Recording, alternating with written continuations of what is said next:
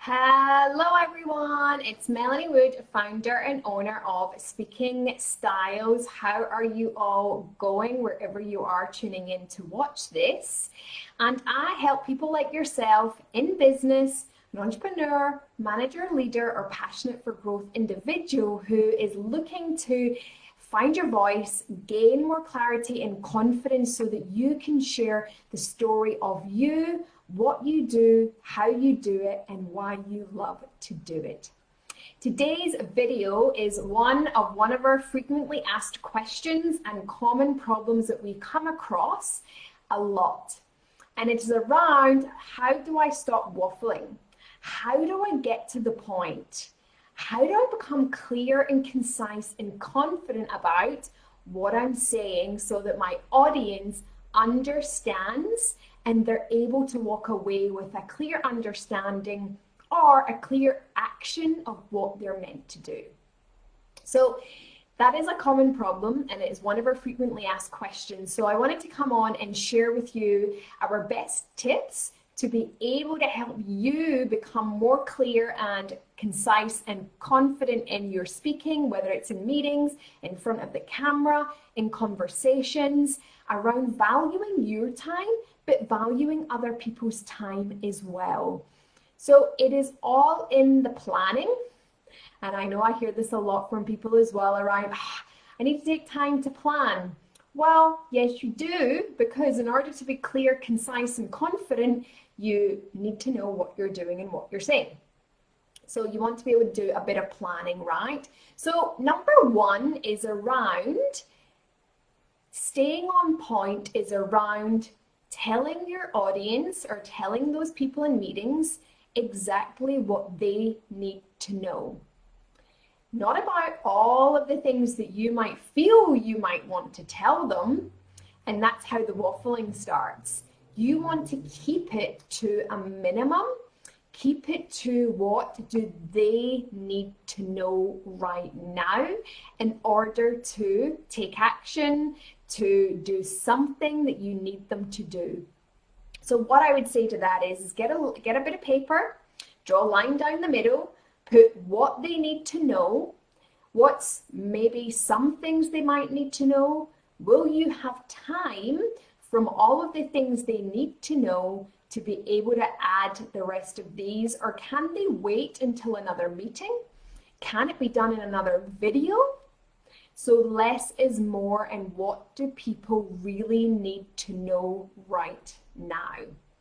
So that is tip number one, to help you differentiate what needs to be done, but what might need to be done, but do you have time, or could you think of another way to do that? So then that's really thinking about your audience and knowing how much they can digest in that as well. So then you've got all of your list on one side of all of the key things that you know that they need to know. So then what you want to do is start to list them out into key points of the things that you need to be able to tell them.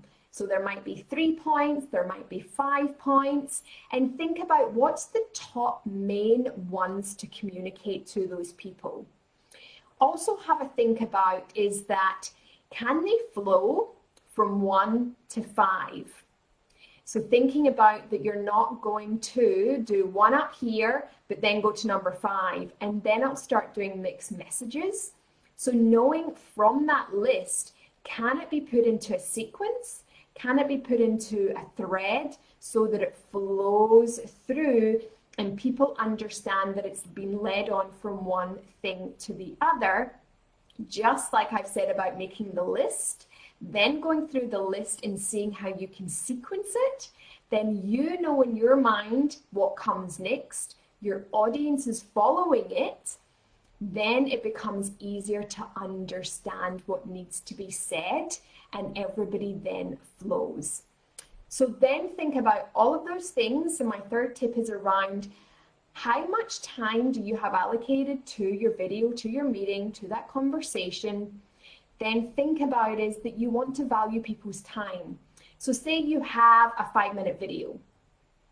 So then you want to practice that. And can you do that in 5 minutes? Or does some of that information need to be taken out and left to another time? If you're in a meeting and you have an hour meeting, or could you think about, could you do it in half an hour? Do you really need an hour? Could there be more time for other things to be done in that time? So think about is that once you know exactly what needs to be said, you will find that you will have more time in your day. That people are able to walk away with a clear, concise understanding. You have built the confidence because you know what needs to be said, and your audience is away, or the people you're with are away and they're taking action. So give that a go. Do a list of what needs to be said, what could be said but could be left till later. Then how are you going to sequence those points?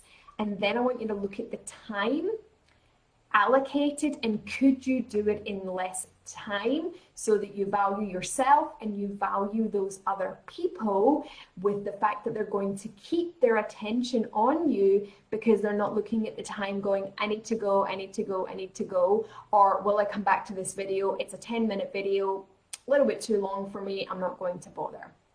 So go away, give that a go and see what happens. And this will help you go from waffling to getting to the point.